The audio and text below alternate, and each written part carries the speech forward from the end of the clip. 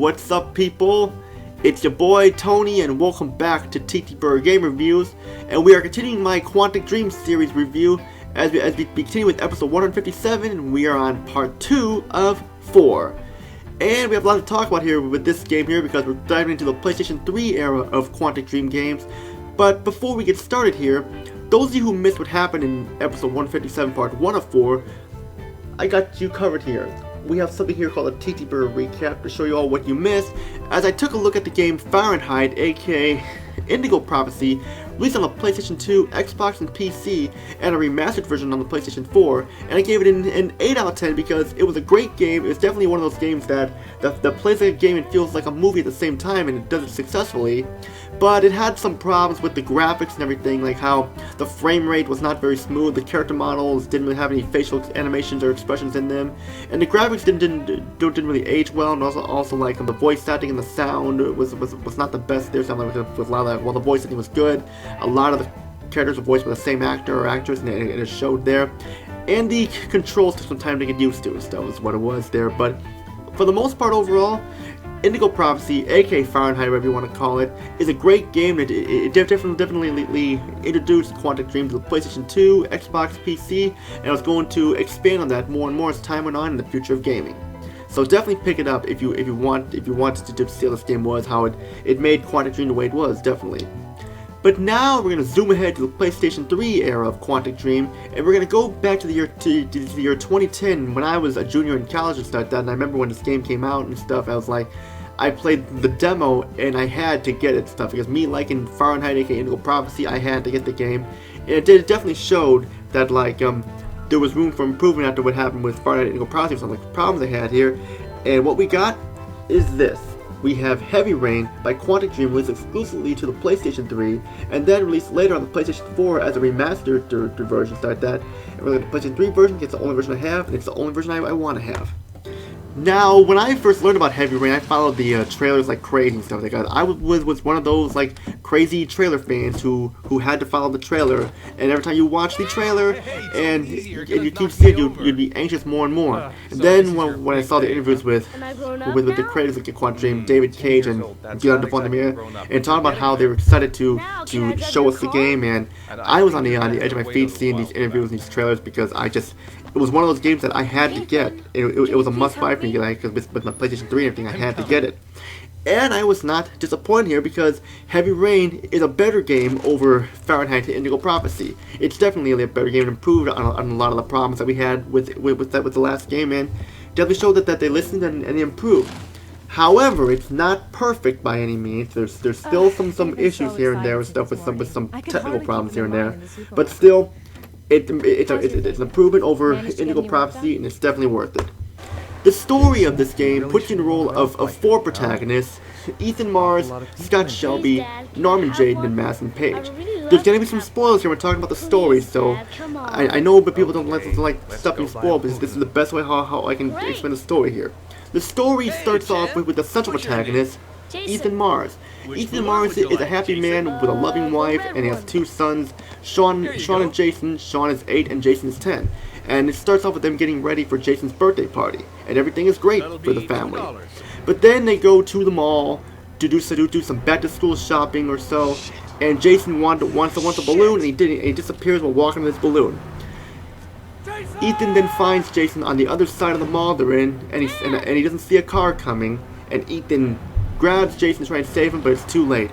Jason is killed, and Ethan is put into a coma for 6 months, and just crushes everything. And then it starts the meat of the story where 2 years have passed, and Ethan is now separated from his wife Grace, and his younger son Sean is distant from him and stuff like that, and Ethan just pretty much has had a fucked up life because like he suffered from major depression when his son died. He felt guilty for what happened, and his family blames him for it and stuff. And just that Ethan really goes through a lot in this game. It's sad that like your life can be happy at one point, and then all of a sudden, boom, it happens there.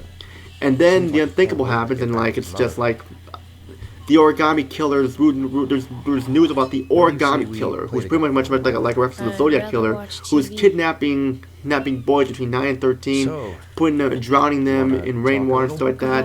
And this is the meat of the game here. We're gonna be I'm talking about Ethan mainly because his story is like one of the main parts of the story.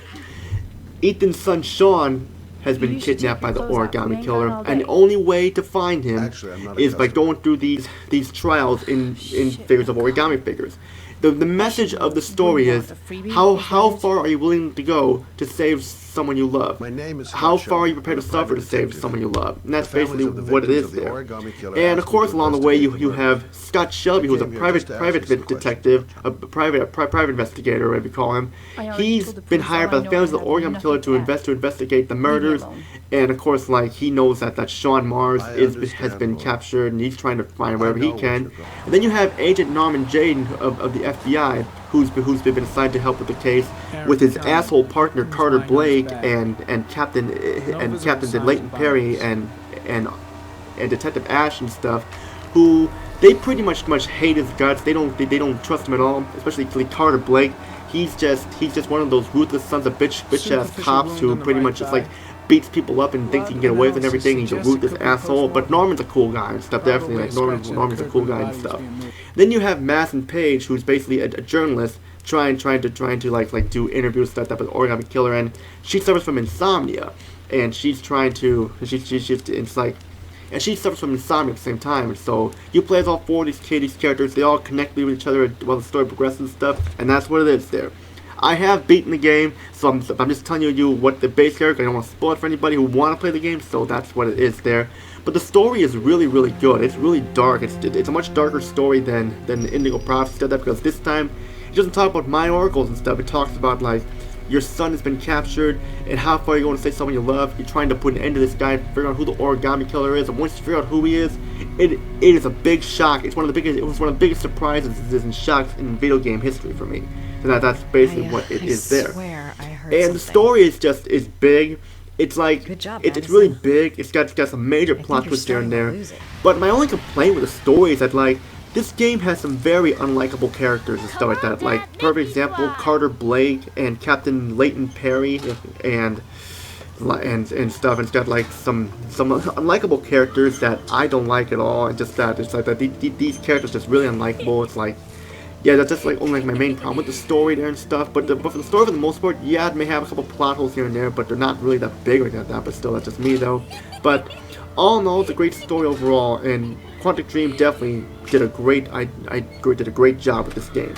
And you did great. David Cage, at the bottom here, you guys did great, and you guys really made the story very deep and dark. The presentation here, the game looks fantastic. Especially the PlayStation 3 version still holds up really well. The character models look fantastic, and they all look great. They animate really well. Although the mouths on the characters, like when they talk to that, the mouths don't look very good. Like when they talk, sometimes looks like they have buck teeth or so. But that's just a little bit with the character models. The character models do look great. The environments look very detailed as well. And the lighting is very crisp and everything. And overall, the background of the character models look great. But this game does have some serious frame rate issues as time goes on. There are some frame rate issues. There are sometimes where like the audio can go out of sync with like the characters when they're talking or so. So this game is not perfect. It does have some graphical issues too. Like there was a time when I entered to the room as Norman Jaden. The room, everything was like totally black. We couldn't see anything. But once I quit and restarted my checkpoint, it was fine. So there was no problem there.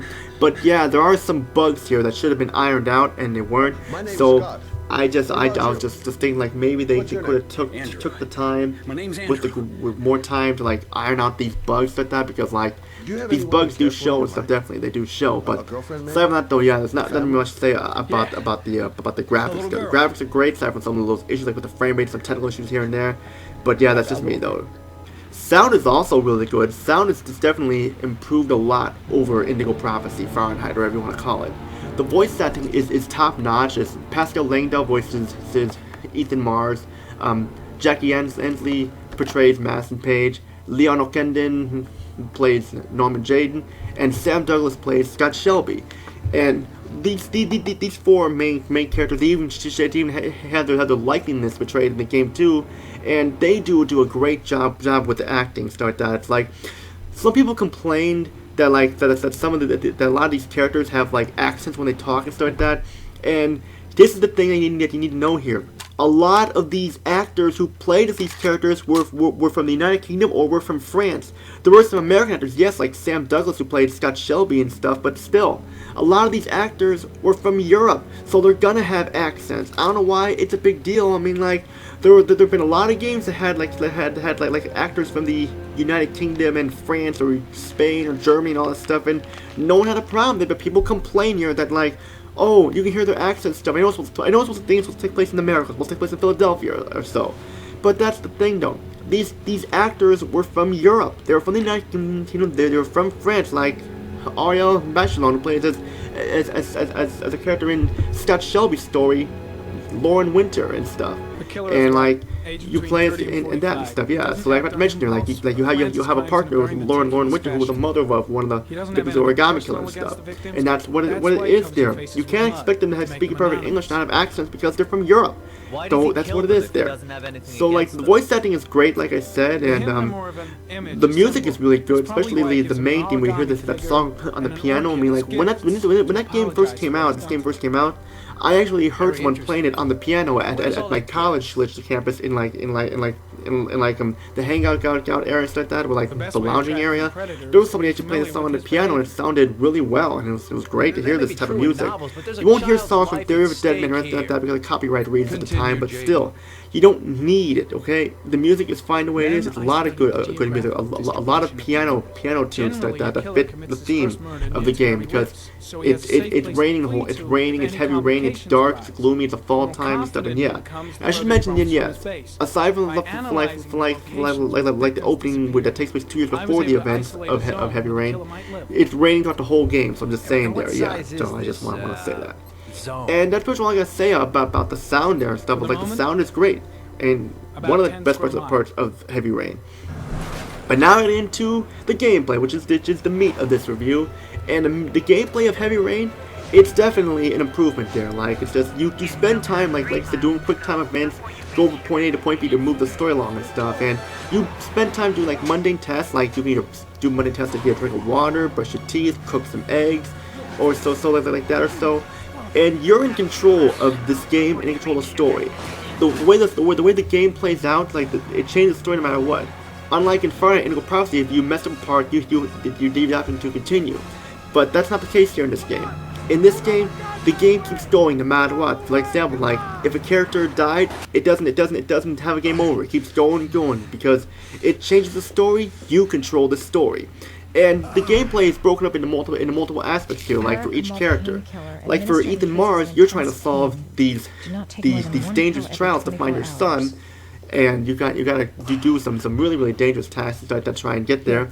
With Scott Shelby, you spend time like he has asthma, so you spend time using his inhaler, and you'll spend time beating people up and stuff too. So that's what Scott Shelby has. He's a gruff as nails, private eye and stuff. And for Norman Jayden, he uses these sunglasses called Ari that helps him find clues for the murder and everything like that. Like, it's pretty cool how he's got these cool ass looking sunglasses called Ari to help him solve the mysteries and help him find clues. Because when you first play as them, you see all these sunglasses and stuff. Yeah, that's what it is there. So it's pretty cool, and like it's basically that. And for like Madison Page, like her gameplay almost similar to Ethan's like that. She's like trying to nurse people or stuff like that, or so like she'll nurse Ethan when she finds him. A little spoiler there, I know. And she has quick time events like Ethan. So Ethan and Madison play similar to one another. So I'm just trying to say that. But all four of the characters are fun to play with, definitely. And when you talk about the Origami Killer's past, you play as a kid. Who I'm not gonna say who he is, because I don't want to spoil it there. But I'm just saying there. And interesting thing about the characters is that like all four of them have like certain health like problems. Like Ethan has blackouts and stuff. Scott Shelby has asthma. Norman Jayden has a drug problem due to this drug called tryptocane, and Madison has insomnia. So that's what it is there. And this game is pretty long, taking about like 8 to 10 hours to beat, and there's multiple endings in this game, so there is lots of replay value to it. It's fun. It's the most fun when playing this for the first time because, like Quantic Dream games, they don't give you any clues or indication of what's going on. They just try and hope and thinking that you guys figure out the story, you're in control of the story, and that's what Heavy Rain is there. And there's like lots of cool stuff. Definitely lots of cool stuff. Lots of cool things you can do. You can interact with almost everything in the environment, like a plate or a flower or a book or something like that, or read a letter and so. And another cool thing is that if you hold down the L2 button, you can actually hear their thoughts. You can actually hear them talking their thoughts, like what they're supposed to do. And that's pretty cool there, because there are times if you see me playing the game here, I stop my character moving so I can hear what their thoughts have to say and stuff. And that's really cool there, is what I'm trying to say. And of course, like now we gotta get to some of the negatives here. Like, for first off, the controls do take a little time to get used to. You have to hold down the R2 button to walk and such, and it is a little annoying that you have to keep holding down this button to move and stuff like that. And the controls are a little bit better, but sometimes it's hard to keep your character straight and stuff like that. Like when walking in a straight line, sometimes it's hard to keep them straight and stuff when you're trying to turn everything. So that's a problem here. And the camera angles, I didn't really talk much about the camera angles and Indigo Prophecy. They were kind of a problem here. The camera angles, yeah, the camera angles could have used a little more work on there, because sometimes it's hard to see what your choice selection is when you're talking to someone or so, because you only have a limited time when you can talk, and like it moves around in a little circle there too. And that's like my next complaint there. When you're trying to find a dialogue option, it moves around like in a circle, and it moves around so you may actually hit the wrong choice by mistake. But aside from that, though, it's not that many problems there and stuff. Aside from like some of the unlikable characters in the stories like that and such, and like with these things, the frame and everything. Heavy Rain is still a great game, and it should not be avoided at all costs. It's a fantastic game. If you like Indigo Prophecy, Fahrenheit, then Heavy Rain is the way to go, definitely. It takes advantage of PlayStation 2 hardware, and it's definitely one of my favorite games of all time. So my final thoughts here are, pick the game up, it's worth it.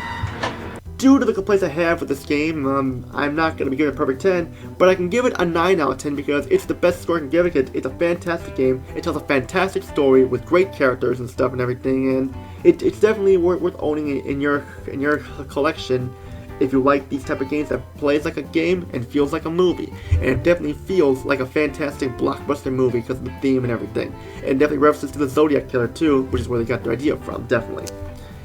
And that's it for episode 157, part 2 of 4. Next up, we're going to zoom ahead 3 years later to the year 2013. We're going to take a look at the game Beyond Two Souls, starring Ellen Page and Willem Dafoe. This time we have a game that talks about like the afterlife and beyond life and stuff. And how does this game fare from Heavy Rain? Find out in part 3 of 4, because we have a lot to talk about.